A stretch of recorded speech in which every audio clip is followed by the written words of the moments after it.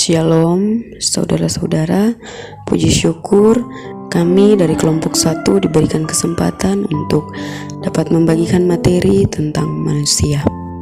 Kami percaya ini bukan karena satu kebetulan, melainkan oleh karena pekerjaan Tuhan dan pemeliharaan Tuhan semata-mata. Kitab Kejadian pasal 1 ayat yang ke-26 hingga ayat yang ke-28 berkata, "Berfirmanlah Allah, baiklah kita menjadikan manusia menurut gambar dan rupa kita, supaya mereka berkuasa atas ikan-ikan di laut dan burung-burung di udara dan atas ternak dan atas seluruh bumi dan atas segala binatang melata yang merayap di bumi."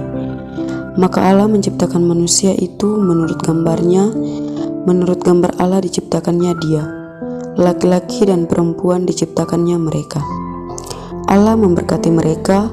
Lalu Allah berfirman kepada mereka, "Beranak cuculah dan bertambah banyak, penuhilah bumi dan taklukkanlah itu. Berkuasalah atas ikan-ikan di laut dan burung-burung di udara dan atas segala binatang yang merayap di bumi." Pembahasan tentang manusia adalah hal yang sangat pokok dan sentral dalam kekristenan, karena manusia adalah di pusat kehidupan beragama dan ada pada pusat pengambilan keputusan etis. Pembahasan tentang manusia dari perspektif Kristen dapat menolong kita untuk memahami berbagai aspek lain dalam kehidupan beragama, bermasyarakat, maupun dalam pengembangan ilmu dan teknologi modern, termasuk berbagai permasalahan yang muncul dalam kehidupan manusia. Ada beberapa bagian dari kesaksian Alkitab tentang hakikat manusia menurut pandangan Kristen. Yang pertama, manusia adalah makhluk ciptaan Allah. Kejadian 1 dan juga 2. Fakta yang pertama dari kesaksian Alkitab tentang manusia adalah bahwa ia makhluk ciptaan Allah. Hal ini perlu ditegaskan untuk menolak anggapan bahwa semua hal termasuk manusia terjadi dalam proses evolusi, dan karenanya sulit untuk memberi landasan mengapa manusia adalah makhluk pencari makna. Sebagai makhluk, ia tetap makhluk dan tak pernah menjadi sama dengan kaliknya. Sebagai makhluk, pertama-tama ia tergantung kepada Allah, kaliknya, dan sumber kehidupannya. Namun sebagai makhluk ciptaan Allah, maka Allah berdaulat atas hidup dan tujuan hidup manusia. Karena itu manusia yang menerima kemaklukannya akan menerima pula kedaulatan Allah atas hidup dan tujuan hidupnya. Itulah sebabnya secara hakiki manusia selalu mendambakan relasi dengannya. Sebagai makhluk, ia bukan saja tergantung kepada Allah sebagai sumber hidup, tetapi bahwa Allah berdaulat atas hidup dan tujuan hidup manusia. Alkitab menggambarkan hubungan manusia dengan Allah penciptanya sebagai tanah liat di tangan penjunan. Allah berhak dan berdaulat untuk tujuan apa benda-benda atau peralatan tanah liat dibuatnya. Demikianlah manusia di tangan Allah pencipta. Tujuan hidupnya ditentukan oleh kaliknya.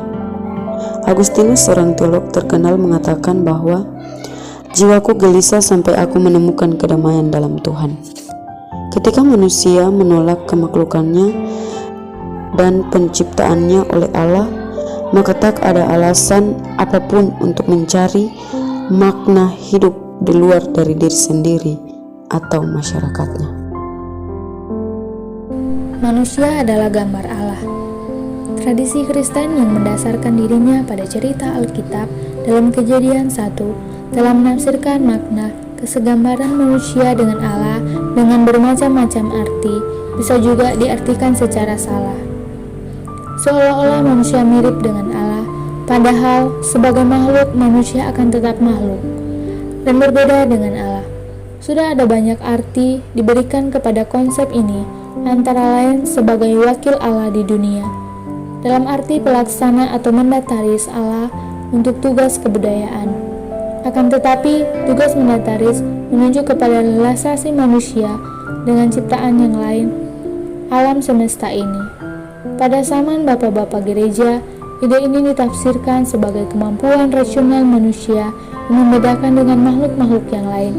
Ada juga yang mengartikan kesegambaran itu sebagai kemiripan dengan sifat-sifat Allah. Dari berbagai arti yang ditawarkan oleh para ahli, kebanyakan cenderung memilih arti yang menurut hemat penulis paling mendasar, yakni potensi kemampuan manusia untuk berhubungan atau merespon Allah. Dan dalam arti ini, manusia adalah makhluk religius. Manusia diciptakan sebagai gambar Allah, berarti bahwa manusia diciptakan sedemikian rupa untuk menjadi pihak lain dengan siapa Allah, berkomunikasi, menyatakan diri dan kehendaknya, serta menuntut responnya. Kenyataan bahwa Alkitab menyatakan bahwa Allah berfirman, memberi perintah kepada manusia adalah bukti bahwa manusia dengan satu dan lain cara dapat menyatakan hubungan dengan Allah. Penciptaan manusia sebagai gambar Allah memungkinkan terjadinya sesuatu antara Allah dan manusia, yaitu makhluk dengan siapa Allah berhubungan dan kepada siapa ia berfirman. Kejadian 1 ayat 27. Implikasinya bagi tanggung jawab manusia adalah bahwa manusia selalu menambahkan relasasinya dengan Allah atau yang dianggapnya Allah. Inilah yang kita sebut orientasi religius manusia, yang memungkinkan fenomena agama selalu hadir dalam sejarah umat manusia. Fenomena agama selalu hadir dalam kehidupan manusia dari dulu hingga sekarang. Fenomena agama bisa mengalami kemerosotan, namun kesadaran religius manusia dalam arti kesadaran akan adanya suatu kodrat ilahi di atas manusia yang penuh dengan misteri yang tak dapat secara tuntas diselidiki dan dipahami oleh manusia. Kesadaran akan adanya kodrat ilahi di atas manusia dan yang tak terbatas ini mendorong manusia untuk selalu kagum, takjub, dan rendah hati yang mendorongnya untuk beribadah kepadanya. Potensi ini dapat mengarah kepada yang positif, yakni merespon dengan kepercayaan kepada Allah atau yang dianggap Allah. Namun juga bisa mengarah yang negatif, yakni penolakan dan penyangkalan akan eksistensi Allah dengan segala konsekuensinya. Potensi ini sebagaimana potensi yang lain perlu dipupuk, diarahkan serta dikembangkan agar dimanifestasikan secara bertanggung jawab dan menuju kepada pertumbuhan yang sehat. 3. Manusia sebagai makhluk sosial. Manusia sebagai makhluk sosial menunjuk kepada kenyataan bahwa manusia adalah tidak sendirian dan selalu dalam keterhubungan dengan orang lain dan berorientasi kepada sesama dalam Kejadian pasal 2 ayat 18. Perdebatan mengenai hakikat manusia dalam dimensi individual dan kolektif telah berjalan lama, yang menghasilkan dua ideologi besar yang mempengaruhi sistem kemasyarakatan, politik, dan ekonomi dari penganutnya. Misalnya saja negara-negara dunia pertama yang sangat mengagungkan dimensi individual dengan memperjuangkan kemerdekaan dan kebebasan individu telah melahirkan sistem masyarakat dan ekonomi yang kapitalis dengan ideologi pasar bebasnya. Demikian pun pihak yang sangat mengagungkan dan menomorsatukan dimensi sosial dari kemanusiaan telah melahirkan sistem kemasyarakatan yang kita kenal dengan sosialisme. Pada sistem ini, hak-hak dan kebebasan individu harus tunduk kepada kepentingan kelompok atau masyarakat. Persaingan ideologi seperti ini telah terjadi dalam apa yang kita kenal dengan Perang Dingin. Meskipun Perang Dingin itu kini telah berakhir dan sepertinya sistem kemasyarakatan dan ekonomi kapitalis yang nampaknya unggul, tak berarti bahwa pemutlakan dimensi individual manusia adalah suatu kebenaran yang didukung oleh kekristenan. Bagaimanakah sesungguhnya sikap Kristen yang bertanggung jawab dalam hal ini? Teologi Kristen yang banyak berkembang di Barat, di mana dimensi individu itu sangat diunggulkan, maka kita harus mulai dengan kritik terhadap segala bentuk privatisasi ajaran Kristen yang fundamental seperti privatisasi dosa dan keselamatan maupun pemahaman diri yang sangat individualistik. Pada kitab Kejadian 2 dinyatakan bahwa tak baik kalau manusia itu sendiri. Oleh karena itu Allah menciptakan penolong yang sepadan. Hal ini tak hanya terbatas pada manusia jenis kelamin yang lain, tetapi juga bahwa manusia sendirian adalah tidak baik. Allah menghendaki manusia hidup dengan sesamanya. Ada ahli teologi bahkan yang mengatakan bahwa hanya dalam hubungan dengan orang lain kita memahami dan menemukan hakikat kita sebagai manusia. Hal ini membawa implikasi bahwa manusia selamanya dan selalu berorientasi kepada sesamanya. Manusia tak tahan dalam kesendirian. Orientasi kepada sesama juga menyebabkan lahirnya berbagai peranata dan lembaga sosial, misalnya keluarga, komunitas dari lokal sampai internasional, maupun peranata politik, ekonomi, dan lain-lain. Dengan kata lain, lahirnya berbagai peranata sosial merupakan konsekuensi logis dari penciptaan manusia sebagai makhluk sosial. Orientasi kepada sesama manusia juga turut berperan dalam berbagai tindakan religius dan pertimbangan serta pengambilan keputusan etis. Itulah sebabnya orang tak bisa beragama sendiri. Agama selalu merupakan fenomena sosial, walaupun hubungan seorang dengan Tuhan atau yang dianggap Tuhan sangat bersifat pribadi. Namun kita harus berhati-hati dengan pandangan yang memutlakkan dan mengunggulkan dimensi sosial serta meremehkan dimensi individu, dan karenanya jatuh ke dalam kolektivitisme. Sebaliknya, ada juga pendapat yang begitu mengutamakan dimensi individu di atas dimensi sosial, dan karenanya jatuh ke dalam individualisme. Sikap yang lebih bertanggung jawab adalah bahwa kita adalah individu dalam kolektivitas. Ada keseimbangan antara dimensi individu dan kolektivitas manusia. Individu tak boleh dikorbankan demi kolektivitas. Sebaliknya, kolektivitas tak bisa diabaikan demi individualitas. Kita dipanggil untuk percaya secara individu, namun kita juga terpanggil untuk menjadi orang percaya dalam kolektivitas yang kita sebut gereja. Kita perlu memperhatikan pertumbuhan dan kepentingan individu. Sebaliknya, kita juga bertanggung jawab untuk pertumbuhan bersama-sama dalam Efesus pasal 4 ayat 11-16. Manusia sebagai makhluk rasional dan berbudaya. Kenyataan bahwa Allah, menurut Alkitab, memberi perintah kepada manusia untuk memerintah, menaklukkan alam semesta, serta memeliharanya, menunjukkan adanya hubungan yang tak terpisahkan antara manusia dengan alam semesta ini. Inilah yang biasanya disebut sebagai tugas kemandatarisan manusia. Manusia sebagai mandataris Allah, dalam arti pelaksana dan wakil Allah dalam memerintah dan memelihara alam semesta ini. Jadi berbudaya adalah perintah atau mandat yang kita sebut dengan mandat kebudayaan. Tetapi mandat itu bisa hanya dilaksanakan karena Tuhan memperlengkapi manusia dengan potensi rasional, kemampuan rasional yang menjadi salah satu ciri khas manusia dibandingkan dengan makhluk ciptaan yang lain. Bahkan dengan binatang paling cerdas sekalipun konsisten dengan tugas sebagai mandataris Allah. Maka manusia diperlengkapi Allah dengan potensi rasional dan karena itu dapat berbudaya. Inilah pula salah satu keunikan manusia yang membedakannya dengan ciptaan yang lain, bahwa rasionalitas adalah keunikan manusia. Ternyata dalam fakta bahwa kebudayaan manusia dalam arti yang sempit sebagai buah rasionalitasnya mengalami perkembangan maju, dan perkembangan itu telah membawa kita pada apa yang dikenal dengan zaman ilmu dan teknologi modern. Kejadian 1 ayat 16 hingga ayat yang ke-18. Dengan kata lain, bahwa kemajuan manusia yang membawa manusia pada abad ilmu teknologi modern adalah konsekuensi logis dari rasionalitas manusia, penciptaan manusia sebagai makhluk rasional. Dan dalam arti itu, sesuai dengan kehendak Tuhan, hanya saja perlu dipertanyakan untuk apa dan untuk siapa kemajuan yang kita dalam bidang ilmu dan teknologi modern. Disinilah berbagai macam isu etis muncul yang membutuhkan pemikiran dan pergumulan yang serius.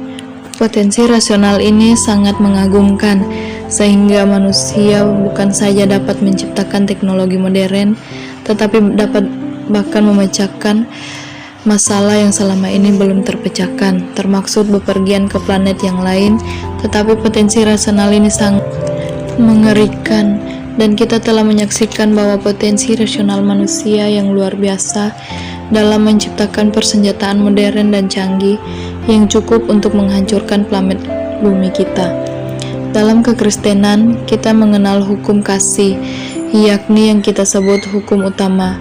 Dalam hukum utama, Tuhan Yesus menuntut agar kita mengasihi Allah dengan segenap hati dan dengan segenap jiwa dan dengan segenap akal budi. Matius 22 ayat 37 hingga ayat yang ke-38. Jadi di sini potensi rasional manusia dengan segala produk dan hasilnya perlu dipakai untuk mengasihi Allah juga. Tanpa itu, maka kita akan berulang kali menyaksikan pemusnahan umat manusia dan peradabannya, seperti apa yang terjadi dalam pemboman Hiroshima dan Nagasaki pada waktu yang lalu. Manusia sebagai makhluk etis. Secara klasik, Alkitab menggambarkan bahwa manusia diberi hukum, nomos, oleh Allah dalam bentuk larangan memakan buah pohon pengetahuan hal yang baik dan jahat. Kejadian 2 ayat 17. Nomos ini menempatkan manusia pada persimpangan jalan di mana ia dapat memilih di antara dua alternatif. Dua alternatif itu adalah ketaatan atau pelanggaran terhadap nomos, dapat juga berarti berbuat yang baik dan jahat. Kesempatan untuk memilih ini menunjukkan bahwa manusia mempunyai kebebasan untuk memilih dari dua alternatif yang diperhadapkan kepadanya. Dengan kata lain, manusia tak secara determinatif harus memilih salah satunya.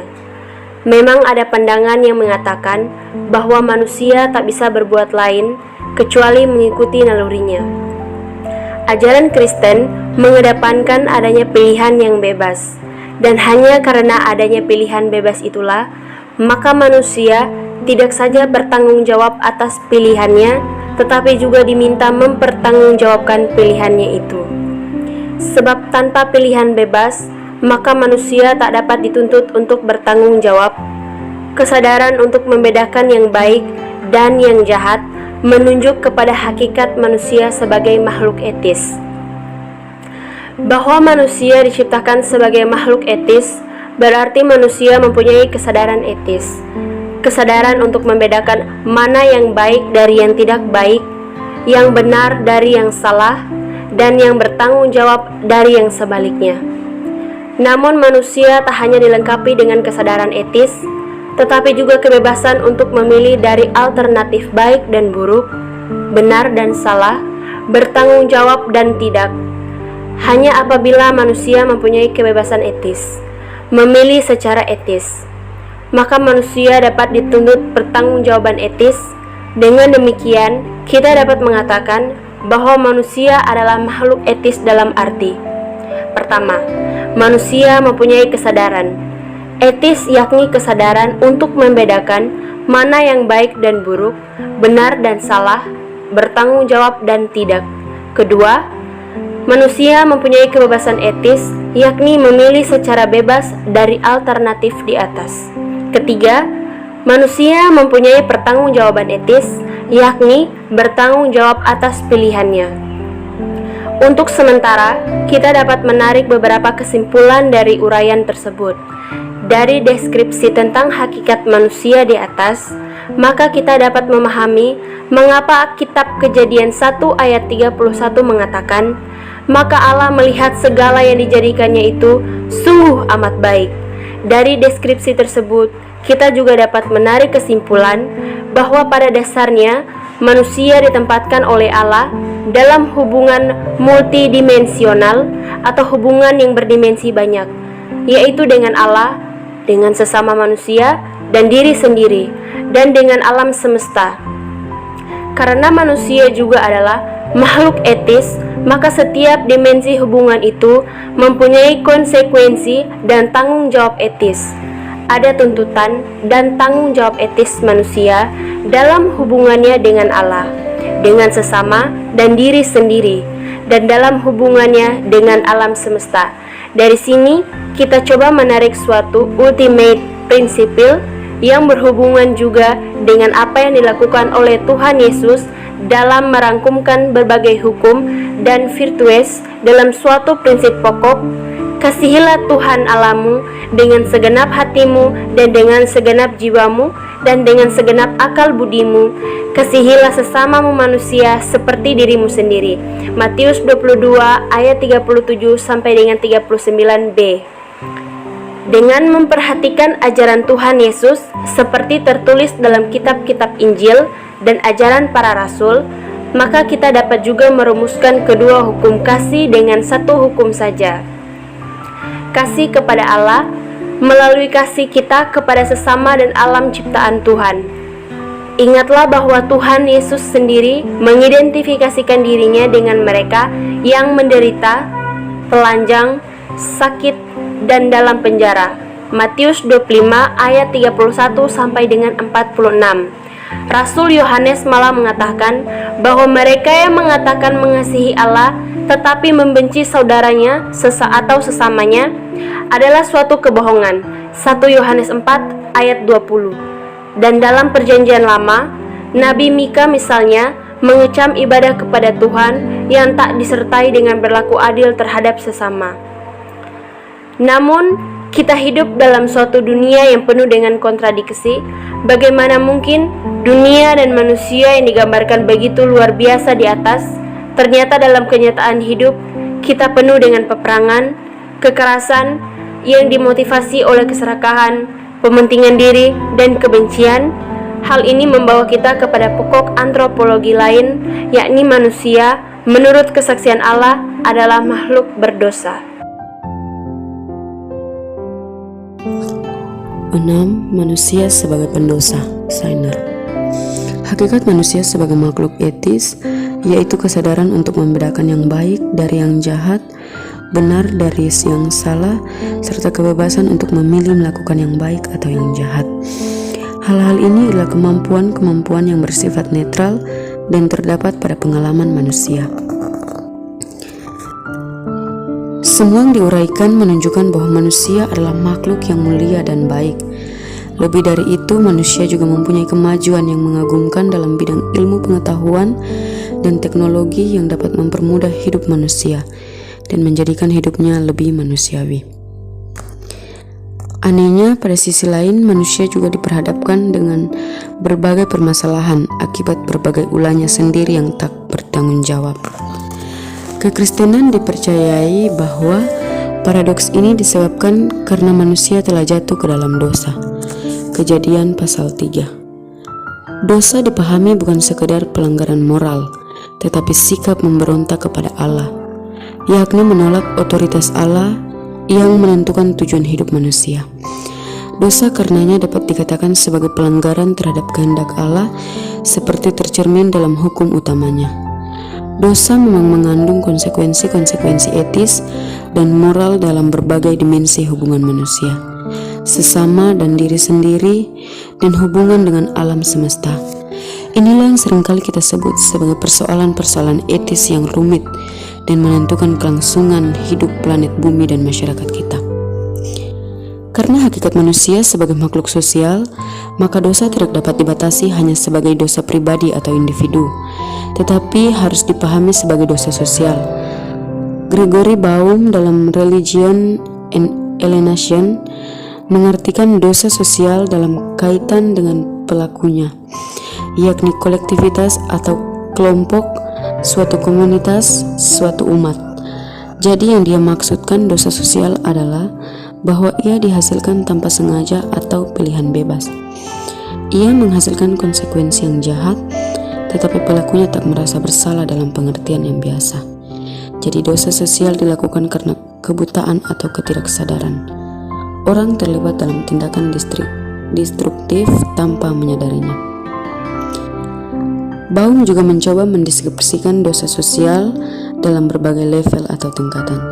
Tingkatan pertama dari dosa sosial terdiri dari kecenderungan yang tak adil dan tak manusiawi, yang terbangun dalam berbagai institusi sosial, politis, ekonomi, agamawi, yang merupakan perwujudan dari kehidupan kolektif manusia. Pada saat kita melakukan pekerjaan harian kita dan memenuhi kewajiban-kewajiban kita, kecenderungan yang destruktif yang terbangun dalam situasi mereka maka akan merusak semakin banyak orang dan akhirnya menghancurkan kemanusiaan mereka. Kejahatan sosial ini bisa saja berjalan terus tanpa benar-benar disadari. Konsekuensi butuh waktu yang lama untuk disadari. Tingkat kedua dari dosa sosial mengambil bentuk dalam simbol-simbol kultural dan agamawi yang hidup dalam imajinasi dan didukung oleh masyarakat yang membenarkan serta memperkuat lembaga-lembaga yang tak adil, dan karena itu memperburuk kerugian atau kerusakan yang ditimbulkan terhadap semakin banyak orang. Lagi-lagi dalam hal ini pun kita tak menyadari akibatnya. Dosa dapat mengambil bentuk secara sosial dan struktural, misalnya dalam berbagai ketidakadilan dan dalam berbagai tatanan sosial kemasyarakatan, dalam bidang ekonomi, politik, kebudayaan, hubungan antar agama, dan lain-lain. Manusia dimampukan untuk merestorasi atau memperbaiki hubungannya dengan Allah, sesama, dan alam ciptaan. Alkitab tak mengakhiri kesaksiannya dan meninggalkan manusia kegelapan yang tak berpengharapan. Alkitab juga menyaksikan bahwa ada pengharapan akan kemungkinan restorasi hubungan-hubungan yang telah rusak oleh dosa. Konsisten dengan kepercayaan akan Allah sebagai penyelamat dan pembaharu, maka kekristenan percaya akan penyelamatan dan pembaharuan Allah melalui Kristus dan Roh. Tetapi keselamatan pun tak boleh dipahami hanya bersifat individual dan di seberang sana, tetapi juga dipahami secara sosial dan berlaku kini dan di sini. Orang Kristen terpanggil untuk menolak berbagai ketidakadilan dalam tatanan sosial, ekonomi, politik, dan memperjuangkan adanya keadilan di dalamnya sehingga ada perdamaian.